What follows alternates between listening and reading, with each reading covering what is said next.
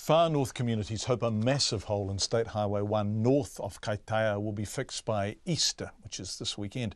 Torrential rain on Friday carved a 20-metre wide, 5-metre deep trench in the road, about 40k north of Kaitaia, cutting off the only public road to Kaitaia.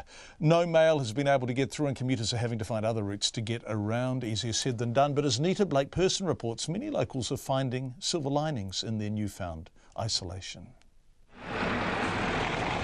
He's not waiting. I'll be a good boy and wait. Northland farmer Darcy was driving one of the 20 or so vehicles that joined a police convoy heading north along a forestry track this morning. Like many locals, he's been mainly driving along 90 Mile Beach to avoid the washout, but says having State Highway 1 cut off has been disruptive.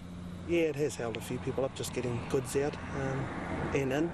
Yes, again, the mail isn't going through and stuff like that, and groceries and all that to the shop. So yeah, it has been held a few things up for a few people. The forestry track adds around 40 minutes to commuters' journeys. It's unsealed, and while it was muddy and rough for the first few days the state highway was out of action, graders have whipped it into a smooth enough state.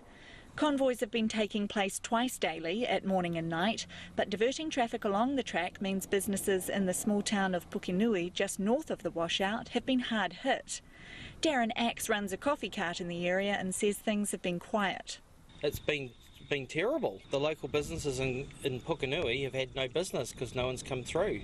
It's all been bypassed and come through this way. And yeah, it's been terrible for 3 days. Rochelle Hodgson was one of several locals at the Pukenui side of the hole today, checking on progress. She teaches at Kaingaroa Primary on the other side and hasn't been able to make it to work since the road was taken out. But she says it hasn't been all bad. I went to the beach and I had a swim and it was beautiful.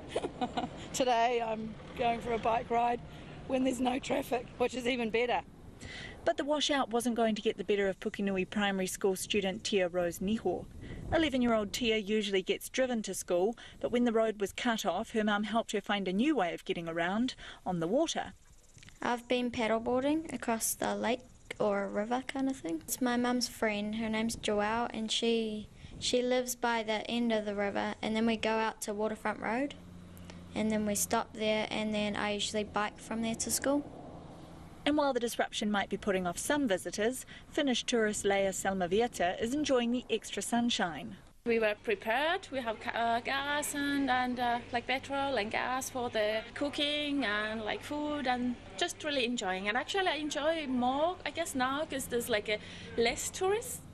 And some people are enjoying the quieter pace so much they're hopeful the road will never be repaired. Ollie Olsen says the washout has created an opportunity for the far north. So that just separated us from the mainland, basically. So this is now a new island to New Zealand, and it's called Far, Far North Island. We'll have to put up a wall, of course. We'll see if we can borrow the money from Trump. The Transport Agency says convoys are being planned through the forestry track again tomorrow, but it hopes at least one lane of the repaired road will be open later this week in time for the long Easter holiday weekend. Mō te hōtaka o te ahiahi nei, ko Nita Blake-Person, aho.